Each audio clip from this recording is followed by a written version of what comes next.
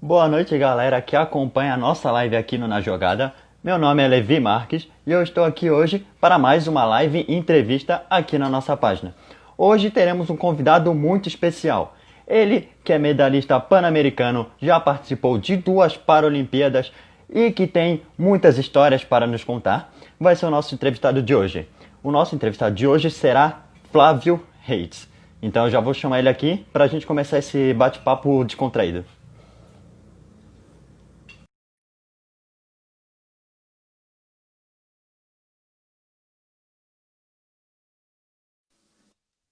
Flávio está se conectando. E boa noite, Boa boa noite, noite, Flávio. Bem com você? tudo bom? Tudo certo? Prazer falar contigo.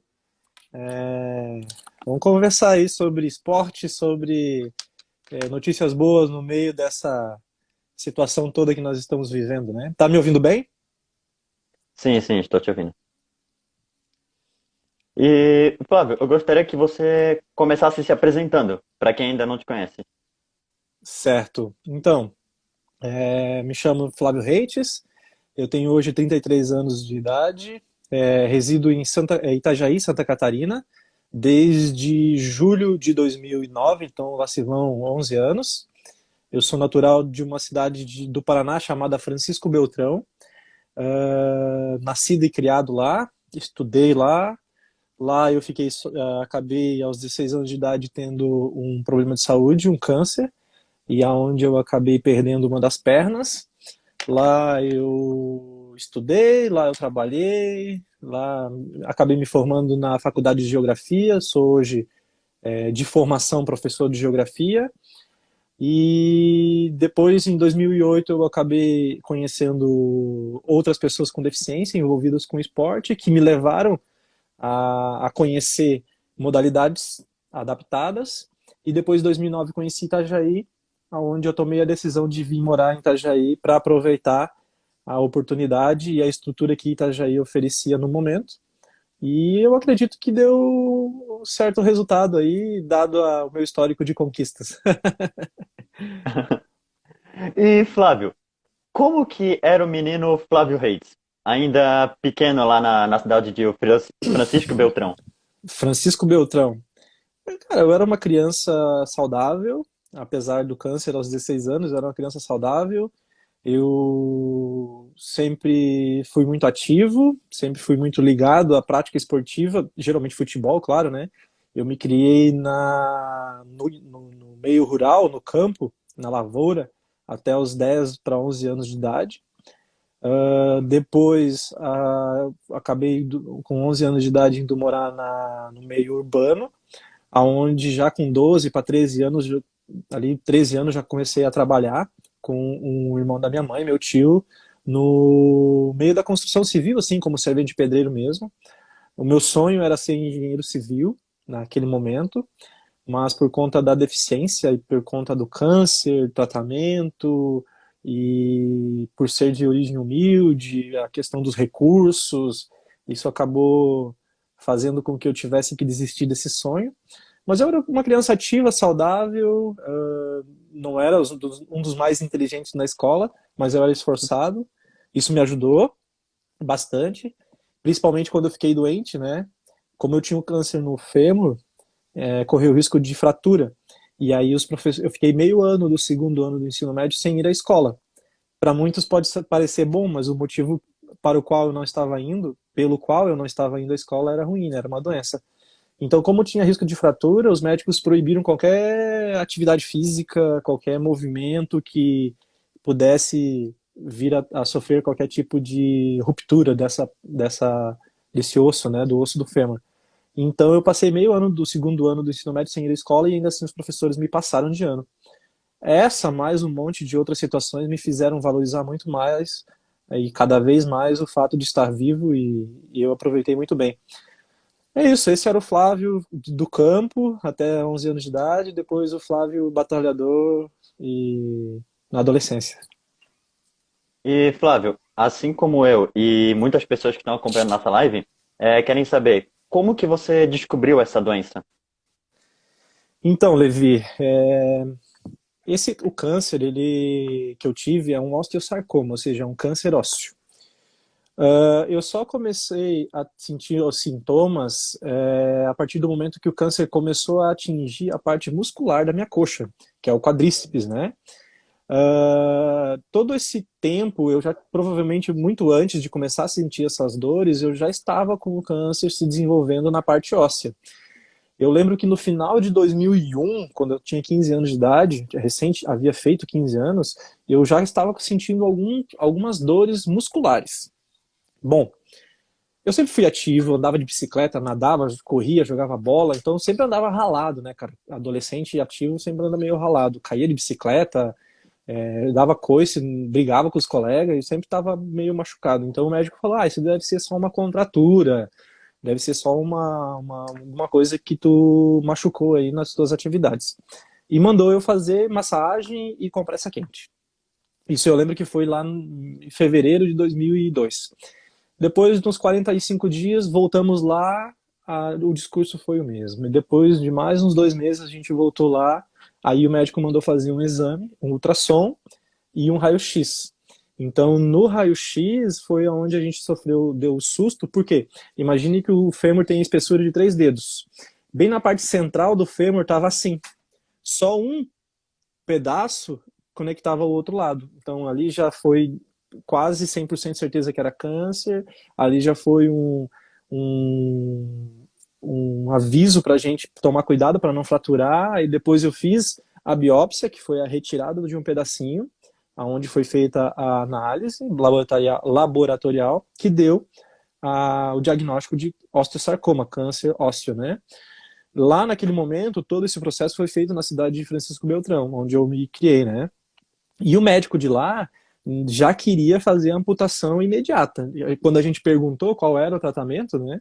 E aí ele falou: primeiro a gente faz a amputação, porque o câncer já está muito num estágio muito avançado, e depois a gente faz quimioterapia para poder inibir aí a presença de qualquer metástase, né? Qualquer raiz do câncer em outro pedaço do meu corpo, em outra parte. E aí quando eu me refiro eu e minha mãe, a gente acabou não aceitando essa primeira linha de ação. Então a gente pediu para que o médico transferisse para Curitiba o meu prontuário, os meus dados, para um hospital chamado Erasto Gärtner. Naquela época, o Erasto já tinha quase 30 anos de experiência no tratamento oncológico. Então era uma das referências da América Latina no tratamento. A gente falou: vamos para lá. Chegando lá, não foi a análise não foi feita por um médico, foi feita por uma banca com 5 médicos. Tinha o oncologista, ou 2, tinha ortopedista, tinha pediatra, tinha psicólogo, tinha fisioterapeuta, ou seja, era uma banca de profissionais que se debruçou sobre o meu prontuário. Bom, em Curitiba, eles deram uma luz de esperança para a gente quando decidiram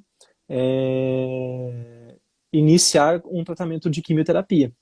Então, eu fiz a biópsia em maio, final de maio, início de junho de 2002, e aí todo esse trâmite para levar para Curitiba demorou uns 3 meses.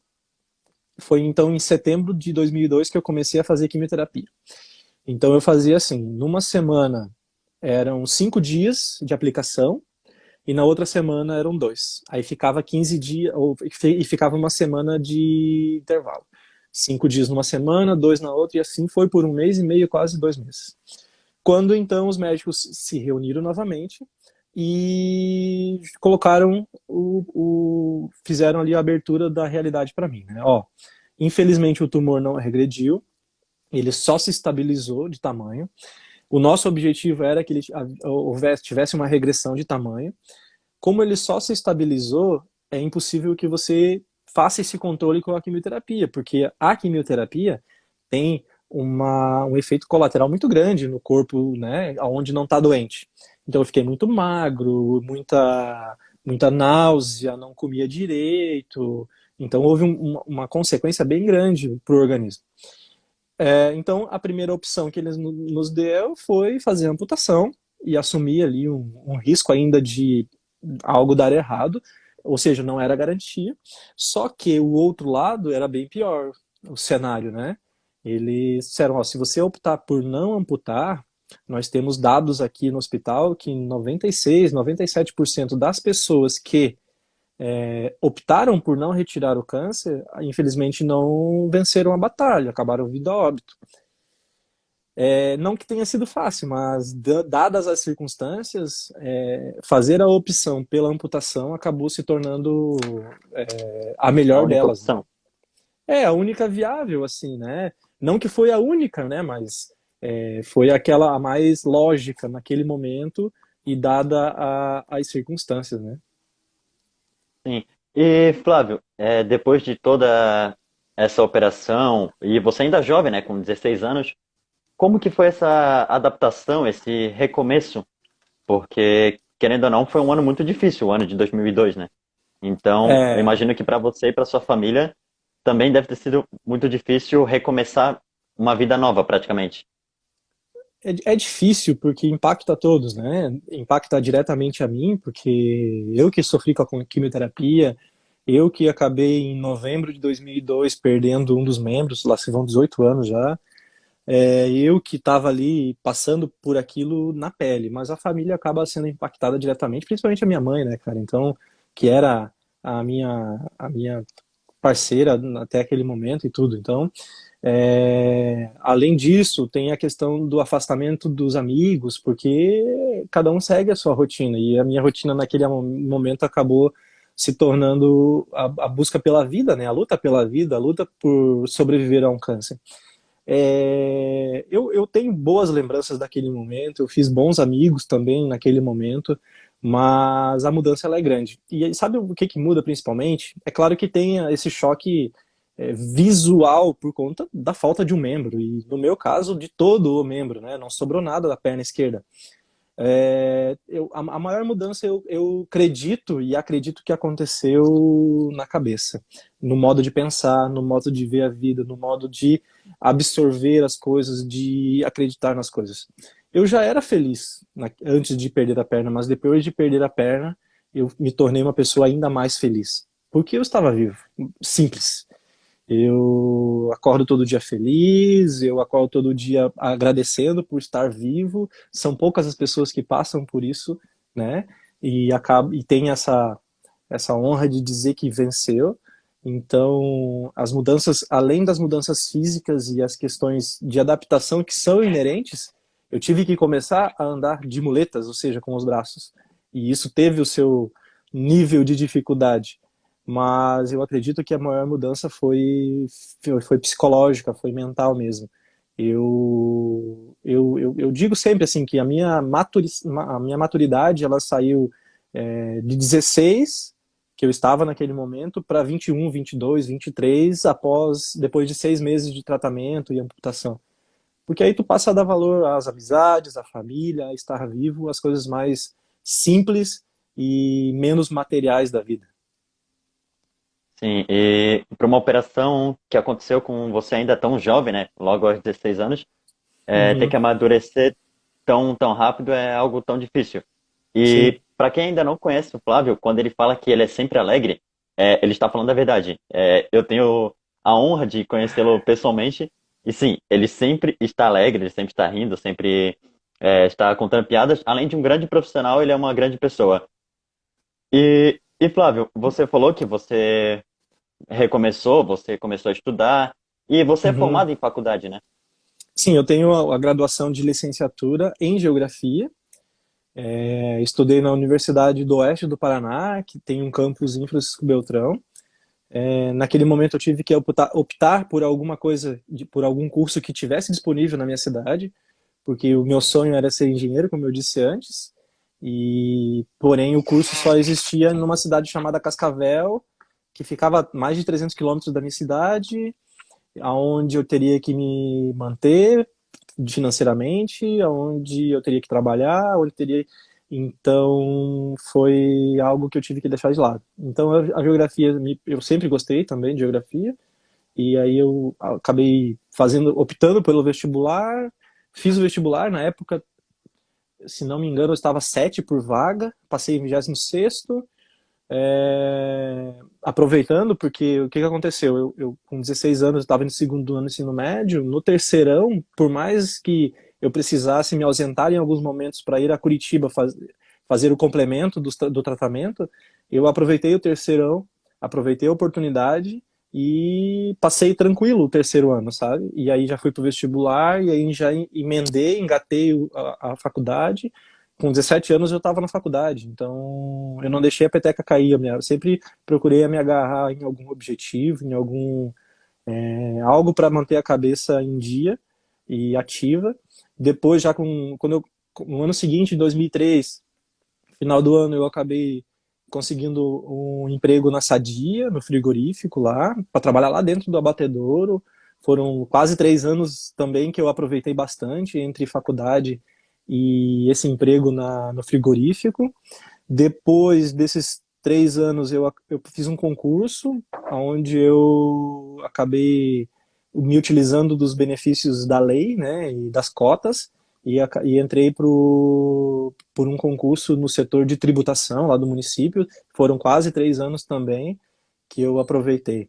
E aí, nesse meio tempo, eu acabei a faculdade e depois, enquanto estava no concurso, lá na cadeira, no cargo de fiscal de tributos, foi aonde eu conheci as pessoas com deficiência que me apresentaram o Paradesporto. Então, toda essa trajetória, todo esse tempo de 2002 até 2008, eu acredito que ele foi válido, assim, porque eu aprendi a lidar comigo mesmo, eu aprendi a lidar com o modo com que as pessoas olhavam para mim, eu segui a vida, eu fui estudar, eu fui lutar, né, cara? Não tinha como ser o contrário. E um parênteses, né? Por que eu já com 18 anos já fui trabalhar, já fui pro mercado de trabalho, estudar e faculdade e concurso? Porque por mais que a gente tivesse pedido para o governo, para o INSS, uma ajuda de custos, né, uma pensão por câncer, alguma coisa, o governo negou 3 vezes. Os peritos do INSS me negaram 3 vezes, então eu nunca ganhei um centavo do governo. Por um lado é ruim, porque naquele momento a única pessoa que trabalhava em casa era a minha mãe, e então qualquer real que entrasse ajudaria bastante, né? Mas por outro lado também foi benéfico porque fez com que eu tivesse que me coçar, né? Se formos fazer uma analogia, talvez, numa hipótese, né? Talvez eu pudesse ser uma pessoa que tivesse encostado, né? Estou recebendo o salário mínimo do governo, por que eu vou me correr atrás de alguma coisa para estar num mundo melhor, me dedicar ao estudo, me dedicar depois ao esporte, se eu recebo esse salário mínimo aqui de mão beijada? Por que eu vou sofrer? Poderia ter se acomodado com o Coisa que, auxílio do mu governo, né? coisa que muita gente faz hoje, infelizmente, né? E não só pessoa com Sim. deficiência, não. Tem muita gente hoje É. que acaba escolhendo o caminho mais fácil, sem ter que suar, né? Então eu vejo assim que abriria, se eu tivesse recebido alguma coisa, abriria essa lacuna, apesar do fato de que isso não faz parte de mim. Estar ocioso, estar no momento de sedentarismo social, vamos dizer assim, não faz parte de mim. Eu não ia estar acomodado, eu não ia aguentar ficar em casa recebendo um salário do governo sem ter um objetivo maior, sem ter algo melhor a fazer para mim e para os outros também. Então, no mesmo momento que eu penso que isso poderia ter acontecido, esse meu sossegar por conta de uma facilidade, ao mesmo tempo que eu penso isso, eu já rejeito porque não faz parte da minha índole, não faz parte da minha do meu jeito de lidar com a vida, com as coisas, sabe? E isso só te incentivou mais a continuar lutando, né? E Flávio, você é professor, né? Você chegou a lecionar aula dentro de Sim, escolas. sim, eu trabalhei E uma. eu trabalhei em Itajaí lá em 2010 e 2011, quando eu vim morar, e eu atuei depois no estado mais 2 anos no Afonso News, que é uma escola estadual de ensino médio no Cordeiros, né? E onde eu fui muito feliz, fiz grandes amigos lá também. Eu considerava meus alunos mais amigos do que alunos. Eu zoava, eu fazia fusarca, lecionava também, ensinava o que era geografia também, mas eu me divertia bastante, né? Só que aí chegou um momento onde o esporte ele teve que ser a minha prioridade, né? Chegou um momento em que qualquer situação que me tirasse o foco do meu treino, do descanso, da alimentação, da periodização de treinos, foco nas competições, poderia custar as convocações que eu queria, que era Mundial de 2015, Parapan 2015 que foi em Toronto e depois os Jogos Paralímpicos do Rio foi em 2016, né? Então eu optei por deixar a escola, por não dar mais aula, e aí saí do meu segundo concurso naquele momento, eu já tinha saído lá de Beltrão, depois saí do meu segundo concurso, e foi bom, porque eu acabei me descobrindo ainda mais como atleta, eu já gostava do itinerário que o atleta tem, assim, essa questão de você poder escolher se treina de manhã, de tarde ou de noite, se hoje tu tá aqui, amanhã tu vai treinar em outro lugar, quando tu vê tu tá em estados diferentes, no meu caso eu fui para países diferentes, e isso tudo só foi possível por conta do esporte, né? E Flávio, agora eu gostaria de fazer uma pergunta que eu tenho certeza que todo mundo que está assistindo essa live quer saber. Como Ah, que você descobriu o esporte? Como que você começou a praticar? sim. Porque você se tornou professor e podemos dizer assim, do nada você começou a praticar esportes e como é uma modalidade Uhum. paralímpica, é algo um pouco mais complicado. Sim. Então, foi uma situação bem incomum, porque eu conheci o mundo paradesportivo num ano em que aconteceu os Jogos de Pequim, na China, né? Então, eu passei o ano de 2018, 2008, uma parte dele onde aconteceu a Paralimpíada, vendo todas as medalhas que o Brasil ganhou já naquele momento. E aí, no final em metade do ano de 2008, lá em Francisco Beltrão, a gente decidiu montar uma equipe de handball em cadeira de rodas. É uma modalidade que infelizmente não se tornou paralímpica ainda, porque não evoluiu ao ponto, mas que, cara, eu amo de paixão, assim, porque foi onde eu conheci o mundo do paradesporte, né, do esporte adaptado.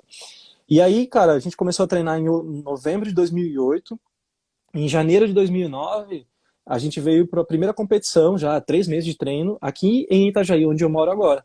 Então a gente jogou um campeonato. Eu acabei aqui conhecendo alguns gestores do Clube Roda Solta, que é a entidade daqui de Itajaí, no caso a Marisa, o Jean. Eles fizeram um convite para mim e para mais um amigo para a gente vir até Itajaí conhecer outras modalidades. Foi onde eu conheci, então, em 2009, o basquete e também o atletismo paralímpico. Naquele ano, eu acabei conhecendo as provas de arremesso de peso e o lançamento de dar de disco. E já no primeiro ano, mesmo participando de poucas competições, eu já terminei o ano em terceiro lugar do ranking brasileiro, ranking nacional. Então aquilo, cara, acabou ligando um pisca-alerta, assim, opa, tem um talento aí, tem algo que se investir, se dedicar, dá para ter coisa boa aí, dá para buscar grandes resultados. E foi aí que eu decidi sair do meu concurso. Eu me demiti lá no dia 4 de julho, no dia 6 eu já estava morando em Itajaí, e aí fui correr atrás do sucesso, fui correr atrás dos esportes. De lá para cá eu pratiquei um monte de esporte, alguns com um pouco mais de afinco, assim, outros mais para conhecer. Então, eu comecei no handball, depois eu conheci o basquete, né? Depois eu fui para as provas de campo do atletismo, mas daí depois eu conheci o ciclismo, a canoagem, o tênis de campo, o tênis de mesa, a natação, o badminton e, nesse meio tempo todo, a prova que me deu o maior retorno, que foi a prova de salto em altura, né? Então a minha chegada no mundo paralímpico ele foi dessa maneira, assim, através de uma equipe, de uma modalidade que não é tão conhecida, mas me abriu as portas para o mundo, né? E como você falou, você já praticou vários esportes e você se encontrou realmente no salto em altura. Mas como você tem a deficiência de ter só uma perna, é, Sim. qual foi a maior dificuldade que você encontrou? Porque ter que misturar além da técnica, da força e o Uhum. salto, então é algo que teve que ser muito estudado para conseguir realizar, né? Sim. Olha, a maior dificuldade que eu encontrei foi, de fato, não ter uma perna. Assim, ó, eu sinto lhe informar. Isso é lógico, né? Então, Isso é lógico que vai ser isso, não tem como. Então, Levi, a maior dificuldade que eu encontrei quando o esporte do salto em altura, a prática do salto em altura apareceu para mim, ela parte de dois vieses, né? Num primeiro momento, a maior dificuldade que eu encontrei foi acreditar em mim mesmo. Por mais que eu tenha essa história bela, maravilhosa, que todo mundo diz, nossa, como tu foi corajoso e etc e tal, a minha primeira reação, quando a minha técnica, naquele momento, apresentou o salto em altura para mim, a primeira reação minha foi dizer não. Por medo, por falta de conhecimento, por não acreditar e principalmente por medo de me lesionar. Então, como é um E a esporte própria que eu insegurança, né, não. atrapalha. Exato, exato. E eu não conhecia o que que era salto em altura até aquele momento. Até alguém dizer assim, ó, vamos fazer salto em altura, eu não sabia o que que era. E aí, quando eu dei uma pesquisada, aquilo pareceu para mim bem perigoso no sentido de lesão. Cara, eu tenho uma perna só. Se eu machucar essa, vai ficar complicado de me locomover, e talvez chegando ao ponto de ter que usar cadeira de rodas, né? Não que isso seja algo humilhante, etc. Não, mas naquele momento eu poderia optar e talvez evitar isso, né?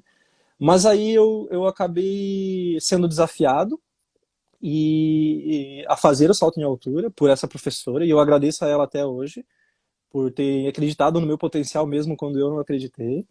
E eu fui desafiado, depois por conta de uma rivalidade, eu aproveitei a rivalidade para fazer um teste no salto em altura, que foi no ano de 2010 aqui em Itajaí, aonde eu ganhei do então recordista brasileiro, e aí acendeu aquela luzinha de novo, opa, tem coisa boa aí. E aí em 2011 a gente começou efetivamente a prática do salto em altura, sabe? Então em 2010 eu fui apresentado, fiz um teste, e aí em 2011 eu fui conhecer melhor saber como treinar. Aí veio o segundo ponto crítico da situação. Pô, como é que faz salto em altura, né? Fomos pesquisar. Bom, o convencional, que a gente diz convencional é quem não tem deficiência, né? O atleta convencional tem já um caminho trilhado, então já são muitos anos de prova de nível internacional, dentro da Olimpíada, nananana. Então já tem, vamos colocar assim, uma bibliografia, já tem uma fonte, já tem teoria, já tem como é que faz salto em altura. Corre, atingindo um pico de velocidade, salta, passa o sarrafo e cai no colchão. Então, para quem tem as duas pernas, isso existe uma fonte de pesquisa, mas não tem para quem tem uma perna, que é o meu caso. Então, a nossa maior dificuldade foi achar referência. Como fazer? Para driblar isso, a gente teve que encarar o famoso empírico. Fazer, testar, se errou, elimina, se acertou, mantém até. Se deu certo, na verdade, não é nem se acertou, é se deu certo, mantém, coloca aquilo no cronograma e segue fazendo. Então, como não tinha uma fonte de pesquisa, a gente teve que fazer tudo empírico, tudo tentativa e acerto. Ainda bem que a gente acertou mais do que a gente errou, e isso eu devo muito à Aline, que foi a minha primeira técnica, depois a irmã dela, a Lucy, depois o professor Dionei, que é de Guaramirim, e por último, então, desde 2014, é o professor Sidney, que é de Timbó. O Sidney, ele veio num momento onde a gente se encontrou num estágio de estagnação, de pouca evolução. E aí a gente buscou alguém que tivesse know-how, alguém que tivesse conhecimento de salto em altura, independente de ser deficiente ou não. Ele não era até o momento. Só que ele foi durante 20 anos atleta de salto em altura, um dos melhores do estado de Santa Catarina. Sim, Então sim. a gente teve que buscar quem entendesse do riscado. Ele aceitou o desafio, para minha sorte, mesmo não conhecendo de esporte para pessoa com deficiência. E aí foi onde eu me ferrei, porque ele falou, ó, eu não conheço, então tudo que eu for passar para você é o que eu fazia. Então tu dá o teu jeito de fazer. Te vira. Sofri, cara. Sofri, assim, ó, Então, é tenso. O treinamento de alto rendimento, Levi, para aqueles que estão assistindo e cogitam a possibilidade de ser um atleta de alto rendimento, é faca na caveira, é sangue nos olhos, e não importa se tá doendo, não importa se vai doer ou se já doeu. Tu tem que fazer, porque senão não dá resultado, né? Então essa foi a minha entrada no esporte, conhecer o salto em altura e os profissionais. Os profissionais ajudaram bastante, né? Eles emprestaram para mim a sua vivência, emprestaram para mim a sua experiência, e tudo isso foi muito benéfico, né? e Flávio, eu lembro que eu te conheci no ano de 2017. Você tinha acabado de voltar das Paralimpíadas do Rio de Janeiro. E uma coisa que sempre me Sim. impressionou foi a intensidade dos seus treinos. Eu lembro que Uhum. a gente até brincava que o que você faz com uma perna eu não conseguiria fazer com três. Porque quem nunca teve a oportunidade de acompanhar o Flávio num treinamento, ou quem nunca assistiu uma competição, não tem noção do quanto ele batalha para conseguir ter esse desenvolvimento. E, Flávio, eu Uhum. descobri uma coisa que eu gostaria que você me confirmasse. Que você, Oh, você não me foi um dos pioneiros no, comprometa. você foi um dos pioneiros. O atleta, ele corria, Uhum. chegava perto da barra e ele saltava de frente. Parece que foi você que começou a fazer o salto de costas. Uhum. Sim, assim, não necessariamente eu comecei a fazer, né? Eu sempre pratiquei o salto desde o primeiro momento, desde o primeiro teste, fazendo a técnica chamada Flosbury Flop. Tem o nome do atleta que desenvolveu ela, é o americano, né?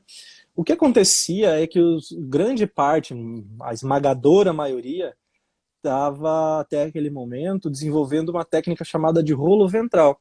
Então o atleta vinha saltitando e saltava de frente, dando um peixinho, um mergulho, um meio mortal para frente, fazendo um rolamento de frente e passando ali o sarrafo. Só que quem me treinou não conhecia nada, não sabia nem como fazer o rolamento. A única maneira que eles conheciam era fazer o tal do flop, que é o nome da técnica. Então, a gente insistiu muito e como foi dando certo, a gente foi mantendo. Aí, cara, os atletas lá de fora que vinham se utilizando do rolamento para fazer os saltos, com o passar do tempo, viram um cara de 1,78 m de altura saltar 1,80 m, que eu fiz ano passado, ter um rendimento tão expressivo, começaram a adaptar também. Então, assim, por exemplo, hoje nós temos eu tenho um adversário que ele é polonês, ele tem 1,93 de altura. A melhor marca dele no rolamento ventral foi 1,82. Se a gente trazer o parâmetro da minha altura perante o que eu saltei, ele teria condições de saltar muito mais alto, né? É claro que ele depende de muito de cada um, como ele se adapta à técnica, como que o perfil do corpo dele é, e demora muito. O que me deixa feliz é que a gente trouxe para o mundo paralímpico uma técnica convencional, que hoje no mundo 100% dos atletas que saltam com as duas pernas utilizam a técnica do flop, que é a passagem de costas. Então, isso deixa a gente orgulhoso porque a gente conseguiu desenvolver, evoluir e estar tão apurado na técnica que ela não deixa nada a desejar. E eu não tenho uma perna. E isso foi dito por grandes técnicos do Brasil, do atletismo convencional. Então, é uma alegria grande para mim em poder me tornar esse ícone e poder chegar a esse ponto de qualidade técnica e também o orgulho de ter o técnico que eu tenho, que sem ele, sem as indicações, sem a varinha mágica dele lá, sem as pitadas dele, a gente não conseguiria essa evolução, né? E se tornar um ícone lisonjeador, né? Saber que as pessoas te olham, te miram, né, cara? Te colocam ali como algo, como um ponto de referência é, é uma coisa que, se eu for te dizer, eu nem sonhava, né? Eu nem tinha essa pretensão toda. Né? E, Flávio, agora eu vou te fazer uma pergunta que muita gente me pediu. Hum, Como que foi a sensação de representar o Brasil nas Paralimpíadas de Londres e na do Rio de Janeiro? Porque, querendo ou não, você está representando o seu país.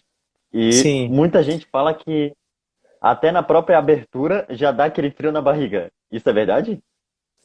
é muito verdade, cara. É muito emocionante, assim, ó. Você fica à flor da pele, você se arrepia, você chora, você dá vontade de sair correndo de lá, te dá uma emoções. Eu vou aproveitar que tu tocou no assunto e vou mostrar para vocês aqui, ó. Essa aqui Aí, ó. é a medalha de prata que eu conquistei no Parapan de Toronto. Não sei se vai dar para ler aqui, ó, Toronto 2015, que foi no Canadá. Ela é hoje a minha principal conquista internacional, ó. Tem aqui até em braille e tudo. minha principal conquista internacional. O 2015 foi um ano importante para mim, tive várias convocações e evoluções e tal. Bom, voltando às participações, né? Foram dois momentos diferentes para mim, muito emocionantes, mas dois momentos diferentes. Como eu falei, eu comecei o salto em altura em 2011 e já em 2012 eu estava competindo na maior competição do mundo até então, que foi Londres. A minha primeira convocação, a minha primeira viagem internacional, a minha primeira tudo. Então, cara, foi algo surreal, assim, é indescritível a emoção, a sensação, ao mesmo tempo a noção de responsabilidade, porque se eu tava lá competindo com os meus, fazendo parte de uma seleção com mais 49 atletas, ficaram mais 1.000 para trás. E pelo menos mais 50 que tinham condições de estar lá e representar o país da mesma maneira que eu fiz. Então, o senso de responsabilidade e de patriotismo ele é muito grande. E é por isso que é emocionante. Então, tem alguns momentos marcantes, assim, como a abertura, você entrar, e aí eu fiz parte de uma delegação de 300 e poucas pessoas, a gente entrou no Estádio Olímpico de Londres em 2012 cantando Eu sou brasileiro, só de lembrar eu me arrepio todo. E naquele momento estava o mundo todo assistindo, além das 80.000 pessoas que estavam no estádio, né? E aí uma segunda situação que eu lembro muito, assim, que é muito forte para mim, foi a noite da minha prova, cara, porque se você parar para pensar, fazia pouco tempo que eu estava naquela modalidade, competindo atletismo, o maior público que eu peguei aqui no país foi de 500 pessoas, e oxalá, contando assim bem, e na noite que eu competi tinha 80.000 pessoas no estádio. Então, meu É, amigo, o uma grande nervosismo, diferença. meu amigo, o nervosismo ele impera, você não se controla. Eu tive, de tão nervoso que eu tava, eu tive piriri 2 dias antes, eu não tenho vergonha nenhuma de dizer isso.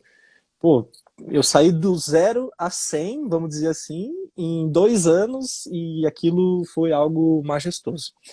Bom, isso foi no susto, já, digamos assim, entre aspas, foi um susto. Começar em 2011 e 2012 já tá no top, né?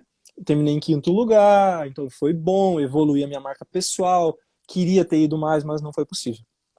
Voltando de lá, então a gente começou a esmiuçar um projeto Rio 2016. Foi aonde então eu participei da minha segunda Paralimpíada, foram 4 anos de treinamento, onde a gente teve uma evolução grande. Então, eu conquistei a vaga para ir a Londres, né, para competir em Londres com um salto de 1,65. Eu competi em Londres e terminei em quinto com 1,68 m. Em 2013, eu competi aqui no país, melhorei 1 cm, 1,69 m. E depois, em 2014, quando o professor Sidney entrou, eu evoluí 5 centímetros. Então aquilo já, opa, nós estamos bem, e aí no ano de 2015 foi o ano do Mundial e do Parapan, que eu também representei o país, fiquei em sétimo no Mundial, e como eu mostrei aqui a medalha de segundo lugar no Parapan de Toronto. E isso tudo foi cada vez me colocando mais próximo dos Jogos Paralímpicos do Rio, que foi, né, lá em 2016. Agora, pergunto para você, tu acha que foi fácil conquistar a vaga para os Jogos do Rio 2016? Eu imagino pela modalidade, pelo tanto que você vem treinando, eu acho que não é difícil. Não Não, foi. eu Eu acho que não é tive fácil, que para falar a ter. verdade. Não, não foi fácil. Não é fácil. Assim, ó, quem acha que o esporte paralímpico é mais fácil do que outros, engana-se redondamente. Para você ter uma ideia, para Tóquio agora, serão cerca de 45 vagas. Tem no mínimo 80 atletas do atletismo paralímpico brasileiro com reais condições de conquistar a vaga. Então, chega a um ponto, um momento do alto rendimento que 1 centímetro no salto, ou no arremesso, ou 1 segundo, ou 1 décimo de segundo na pista que te coloca ou te tira de uma convocação. E em 2016 isso aconteceu. Eu saltei 1,74 em 2014, repeti 1,74 em 2015. Em 2016 eu comecei o ano com 1,75 e já fui para 1,77. Pá, pá, pá. Só que esse 1,77 m me deixava, se não me engano, em quinto lugar do ranking mundial. dentro dos critérios para a convocação da seleção, isso me deixava fora, porque eu precisava estar pelo menos em quarto. Foi na última competição, se não me engano, no mês de maio de 2016, pouco tempo depois da tocha paralímpica ter passado por Itajaí, que eu também fui um dos condutores, foi aonde eu consegui realmente carimbar a convocação quando eu saltei 1,78 m. Ou seja, olha como é. 1,77 m eu estava fora. 1,78 m eu fui convocado. Então, cara, quando a Um gente entra. centímetro te levou para a Paralimpíada. E assim, ó, eu vou te dizer, 1 centímetro ele é tão subjetivo porque depende do dia que você estiver competindo, depende do horário, depende se você dormiu bem naquela semana ou naquele dia, se você se alimentou bem, se teu percentual de gordura está maior ou menor, se você está num bom período no teu relacionamento, no teu casamento, ou com teu pai, com a tua mãe. Então, qualquer situação aversa no seu dia a dia, seja ele no ambiente profissional ou familiar, ele pode desencadear uma reação que lá na frente vai resultar num mau resultado, numa, vai impedir que você tenha uma evolução, e isso pode significar uma não convocação. Então, quando a gente entra no esporte de alto rendimento, qualquer detalhe pode ajudar, mas o mais imprescindível é que qualquer detalhe pode te atrapalhar e muito. Sim. E infelizmente você acabou se lesionando, né, no Mundial. Na E uma Paralimpíada coisa. do Rio, né, eu me machuquei e fiquei em nono, né? Naquele ano, para ter uma ideia, eu terminei o ano, o ranking, em quarto lugar do ranking mundial. E aí, E a no meio da expectativa era maior, prova, né, para aquele a, ano. a expectativa era a briga por medalha. Depois, Assim, os atletas acabaram saltando bem mais alto do que eu imaginei, mas eu ficaria entre os cinco novamente com certa tranquilidade, assim. E aí acabei me machucando. Acontece. infelizmente são coisas do esporte. E Uhum. Flávio, na questão emocional, como que segura o coração, a cabeça na hora de entrar, na hora de competir, porque além do corpo, além de força, técnica, além de tudo, eu já vi muita gente falar que a mente se torna a coisa mais importante na hora de competir. Não tenha dúvidas que treinar a parte física é importante, mas treinar a parte mental, ela é tão importante quanto, assim, ó. Para 2016, eu tive um profissional a mais no meu hall de parceiros e de profissionais, que foi a psicóloga, inclusive um beijo para ela, a Jamile, virou minha amiga depois disso. E a gente, com ela me passou várias técnicas de controle de ansiedade, controle de adrenalina, principalmente porque naquele ano seria em casa, né, cara? Então a torcida estaria ali gritando em português, a torcida estaria ali composta por pessoas do meu dia a dia, familiares, amigos, como tive vários amigos de Itajaí que estavam presentes no Engenhão naquela noite. Então, a gente fez um trabalho de gatilhos mentais, várias ferramentas de raciocínio mental, de respiração, para poder chegar no momento da prova e tentar fazer com que isso não me atrapalhasse. E deu muito certo, assim, se você me perguntar, cara, eu lembro de poucos flashes da torcida e daquele momento dentro da prova. Eu digo assim, flashes de fora da prova. Eu estava muito concentrado na prova. Eu estava assim, sabe quando entra no modo automático, que tu só faz as coisas, você não raciocina para fazer? Eu estava nesse ponto, assim. E o trabalho mental, o trabalho psicológico, quem acha que é besteira está redondamente enganado. E no final das contas, isso serve para tudo na nossa vida, né? Se nós quisermos desempenhar a nossa melhor performance, a cabeça ela é um peso equivalente a qualquer outra coisa, a qualquer outro tipo de situação. Se tu treina fisicamente, tu tem que treinar mentalmente em igual ou maior proporção. E o foco se torna uma das coisas mais importantes para quem quer conquistar alguma coisa na vida, né? E, Imprescindível, né? e Flávio, o ano de 2015 foi o melhor ano da sua carreira? pelo fato do Mundial de Doha e do Parapan de Toronto? Em termos de resultado, ele foi um dos melhores, sim, e posso dizer que sim, foi o melhor. Eu estive em duas grandes competições representando a seleção e conquistei nesse ano a minha medalhinha preciosa, medalha de prata no Parapan. Mas eu acredito que todo ano ele é o melhor. Assim, ó, a gente sempre tem que acreditar que todo ano vai ser o melhor, independente se isso aconteça ou não, né? Então, por exemplo, ano passado, o meu técnico chegou para mim e falou, cara, a gente vai ter que fazer algo diferente do que a gente vinha fazendo. Eu falei, mas como assim? Tá dando certo? Ele falou, sim, tá dando certo, mas a gente já sabe até onde essa receita vai nos levar. O bolo a gente já fez com essa receita e ele não vai mudar se a gente não mudar os ingredientes. Então, por exemplo, para mim saltar 1,80 o ano passado, eu comecei a treinar em setembro de 2018. O meu treinamento, o ano de 2018 para o ano passado, eu treinei 12, 13 meses. Foi entre o início e o momento que eu consegui fazer uma parada. Eu treinei 1 ano e 1 mês sem parar. Então, eu acredito que todos os anos são importantes, apesar desse 2015 aí ser bem emblemático na minha vida. E, Flávio, eu gostaria agora de uma história um pouco descontraída. Parece Hum, que nesse salto de 1,80 você bateu seu recorde pessoal, só que sim. você não sabia, por causa de um erro na fita métrica. Foi esse salto? Então, não, não. Na verdade, esse Ah, salto de 1,80 eu fiz o ano passado 2 vezes. O que aconteceu foi no ano de 2015, se não me engano ainda. Sim, 2015. O que aconteceu? A gente estava início de temporada, início de ano, a gente não tinha competido nenhuma prova ainda, e a gente precisava tirar aquela ansiedade de início de temporada. A Federação Catarinense de Atletismo fez uma competição, um festival aqui em Itajaí, eu me inscrevi, eles aceitaram, e aí, cara, o que aconteceu foi que a prova, para quem não tem deficiência, já começa alto, começa com 1,60 e vai embora. E na sexta, isso foi no sábado, na sexta-feira a gente havia treinado na pista e eu tinha feito, se não me engano, 1,68 m, assim, no treino, um treino depois de uma semana pesada, então foi uma marca boa. Meu técnico falou, ó, vamos participar, mas vamos só para tirar para dar aquela desestressada. Eu falei, beleza.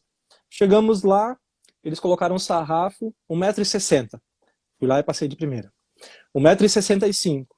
Errei uma, errei duas, errei três. Ah, não, errei duas e passei na terceira. Aí foi para 1,70 m. Quando chegou no 1,70 m, eu errei as três. E a gente ficou, meu Deus, né, cara? Ontem eu saltei cansado, depois de um treino longo. Eu tinha saltado 1,68 m com certa facilidade. Que coisa, né, cara? E isso já pensando no 1,65 m, quando eu errei duas. Errei a primeira, saí puto. Errei a segunda, no 1,65 m. Eu falei, pelo amor de Deus, né? Eu vou ter que fazer um pouco mais de força e o que está acontecendo de errado. Fui lá, fiz força, berrei, bufei, bati no peito para subir a adrenalina, passei o 65. No 1,70 eu errei. Beleza, tá bom, 1,65, chegamos perto de 1,68, tá bom, não podia ter errado aquele 1,65. Continuou a prova, entraram os atletas que não tinham deficiência, e aí o sarro foi subindo. Quando chegou para colocar 2 metros, minto, 1,90, um atleta que é o Jorge Bernardes, ali da pista, que era o único que estava naquele momento na prova, ele que pediu 1,90, a gente olhou assim, aquela altura, tipo, 1,90 era para estar aqui, o sarrafo estava aqui assim. A gente foi olhar do lado do poste, tem uma régua, cara, mas isso aqui tá 2 metros. O que aconteceu? Na hora de montar a prova, o árbitro que montou a régua para medir, para aferir lá a altura, pegou uma trena antiga e essa trena ela estava faltando 10 centímetros. Ou seja, quando eu saltei o meu 1,60 que eles anunciaram, já era 1,70. E quando eu passei o 1,65 que eles anunciaram, era 1,75. Detalhe, 2015, a minha melhor marca era 1,74. Ou seja, sem saber que aquela seria meu personal best, a minha melhor marca da vida, eu fui lá e fiz. É por isso que a mente atrapalha a gente às vezes. Quando a gente está ciente de uma coisa, a gente ativa e desencadeia uma série de gatilhos negativos que falam para você, tu não conseguiu ainda, vai ser, e aí aquilo te bloqueia. Sem saber que estava àquela altura, achando que estava uma altura mais simples, eu fui lá e fiz com que o meu corpo respondesse bem mais do que eu estava acostumado. Então, nesse gancho todo que a gente estava falando de trabalho mental, esse é um belo exemplo de como a cabeça da gente burla o nosso físico, burla o nosso melhor resultado, burla o nosso desempenho. Sim. E Flávio, após tudo isso, no ano de 2018 você ficou em terceiro no ranking mundial, no quesito salto em altura, não é mesmo? Sim, da minha classe, né? É, O esporte paralímpico ele é dividido em classes até para que a gente tenha dentro da competição uma certa equiparidade. E, na verdade, desde 2012, quando eu fui para Londres, eu me mantenho entre os 5 atletas no ranking mundial. Então, lá se vão 8, 9 anos já de top 5 do ranking mundial na minha categoria, na minha prova. Assim, é algo bem lisonjeador. Pô, eu acredito que são poucos os que podem bater no peito e dizer isso. e algo que você achava que não daria certo, acabou se tornando sua profissão, acabou dando muito certo, e você hoje é um dos melhores do mundo, e é exemplo Uhum. para milhares de pessoas que acompanham o seu trabalho. Que bom, né? É algo que eu não acreditei em mim mesmo no primeiro momento. Tive que ser desafiado, tive que ser encorajado, mas eu acredito que isso é normal, né? As pessoas têm medo do que é desconhecido, né? Isso acontece, é normal.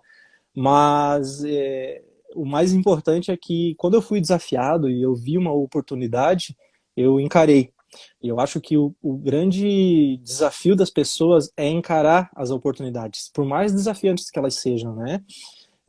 Muitas vezes as pessoas me perguntam qual que é o meu esporte favorito. Qual que é? Cara, eu sou atleta. Não importa se eu tiver que saltar de paraquedas, se eu tiver que fazer tiro ao alvo, salto em altura, natação, nadar com tubarões, não importa. Eu sou movido ao esporte, adrenalina, competição. Então eu brinco sempre que o meu esporte é desafio. O meu esporte é desafio. Eu gosto de ser desafiado, eu gosto de mostrar que apesar de não ter uma perna, eu consigo ser muito mais do que as pessoas imaginam. E até eu, muito mais do que eu mesmo imagino. E isso mostra para todo mundo que tudo é possível. Não é uma deficiência, não é algum problema que vai fazer a gente desistir. Com certeza, com certeza. E, e Flávio, agora com essa pandemia de coronavírus, logo Uhum. nesse ano que teria mais uma Paralimpíada, quais eram os seus compromissos nesse ano? Cara, esse ano foi um ano bem atípico, né? Eu tava já 6 meses treinando, tava magrinho, cara, tava só a capa da gaita que nem os outros, né? Tava o shape zeradinho. Mas veio a pandemia e atrapalhou tudo. Eu já estava. As grandes competições seriam agora no primeiro semestre, até maio, que seriam classificatórias para os Jogos Paralímpicos, que seriam em final de agosto, início de setembro, e aí caiu tudo por terra, né?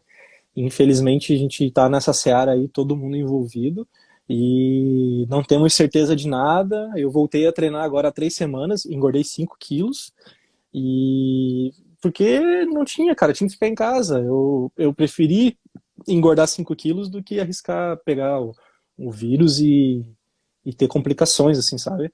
Então, a gente decidiu voltar agora, tomando todos os cuidados, pensando, talvez, pode ser, quem sabe, que até o final do ano as coisas melhorem e o comitê faça alguma prova, mas principalmente se preparando para o ano que vem, porque até que provem o contrário, até que mudem novamente, os Jogos Paralímpicos 2020 vai ser ano que vem, né, cara? Então, se não me engano, em junho.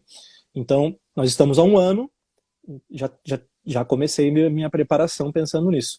Antes de fechar tudo por conta da pandemia, eu estava com chances reais de ser convocado. Ainda não estava assim garantido, mas tinha chances. Então, essas competições que a gente teria ali em março, abril e maio seriam determinantes, né? Tudo ia depender, claro, do cenário internacional, de ranking e coisa, mas como eu falei antes, cerca de 60 atletas, 70 ali, com chances, eu sou um desses, sabe? Então, ser considerado estar entre os 70 melhores do país, para mim, é uma grande alegria.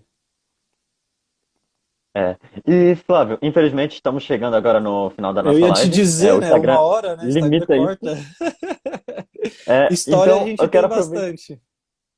Eu gostaria de aproveitar esse resto de tempo para fazer uma brincadeira rápida, um bate e Tá, volta. Tá tá. aceita? Eu vou fazer uma Hum, pergunta, você responde com a primeira coisa que vem na sua cabeça. não fui eu. Ah, não, não começou ainda, vai. Um time favorito, Eu sou o Grêmio. um jogador favorito, Ronaldinho Gaúcho. e Com ressalvas. o melhor país que você já visitou.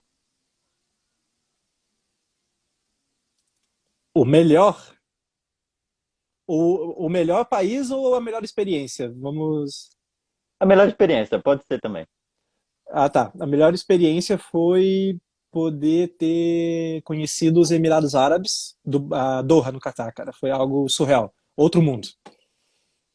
E agora um país que você ainda quer conhecer. Tóquio. No caso, Japão, né? País Tóquio, eu, professor de geografia. País Tóquio. País Japão, mas estar em Tóquio, com certeza. É um sonho realizado. Ser convocado para a seleção brasileira. Eu acho que esse foi um sonho realizado diversas vezes. Agora um sonho que você ainda pensa em realizar. Ser pai. E qual foi o melhor momento da sua carreira? O melhor momento foi o ano passado, cara. O ano passado, para mim, foi um dos melhores momentos da minha carreira. Mesmo não tendo nenhuma competição internacional, sendo convocado, foi o meu melhor momento. 1,80 não é todo dia. E demorei É. muito para chegar. E agora, qual é o pior momento da sua carreira? Do Rio 2016, por conta da lesão. E agora, se o Flávio Reis fosse definido em uma palavra, qual seria? Alegria. Agora, para fechar, um pouco descontraído, quem foi a melhor pessoa que já te entrevistou? Serginho Groisman, né? Eu não ia dar essa. Eu não ia falar que Ah, foi tu, né? Serginho Groisman, né? Eu fiz uma participação pequena lá em 2018, se não me engano. E foi algo surreal, assim, foi bem legal também. E em segundo lugar, Levi Marques, né? Todo sem dúvida. então, eu ainda não tô no nível do Serginho, mas espero um dia chegar lá.